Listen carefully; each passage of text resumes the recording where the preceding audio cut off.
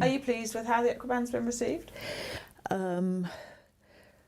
I have to say it's exceeded expectations. In the USA, the orders that come through are by now 95% purely vet referral. And that's huge to see how the veterinary communities really embrace the concept as part of a rehabilitation system for horses that have specific issues.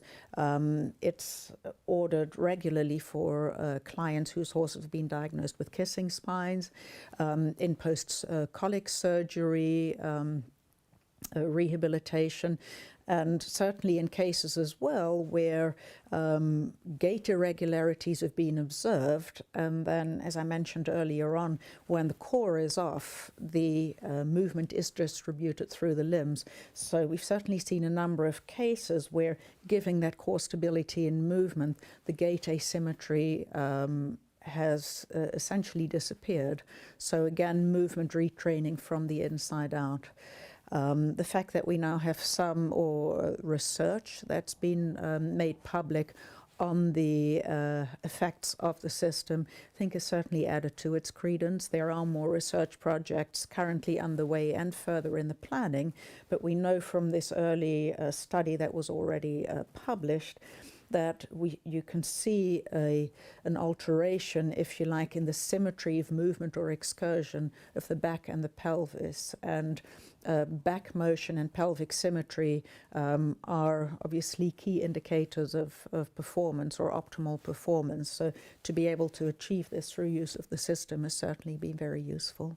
So that was the study that was released, that was performed at the Royal Veterinary College and released indeed in May 2017. Correct, yes. Which demonstrated, I think the key finding was improved dynamic core stability, I think, with a yes, overall, yes. Of course, other studies are underway, studies with riders, because again, that is key to look at the effect not only on the horse in movement without a rider, but to see again how it translates into ridden work. There's a lot of anecdotal evidence and certainly feedback on the efficacy of the system and the positive results that riders feel. But again, in order to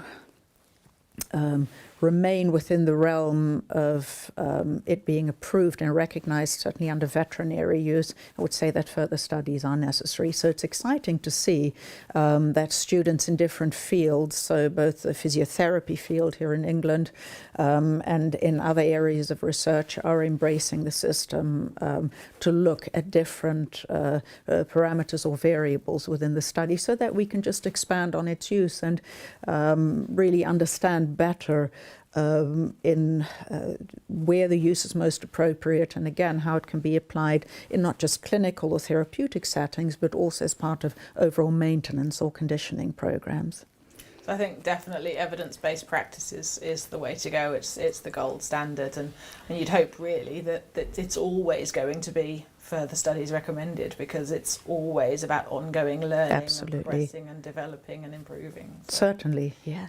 And it sounds as though you've already come some way with that, from an initial saddle pad with the hole through it to now a much more user-friendly.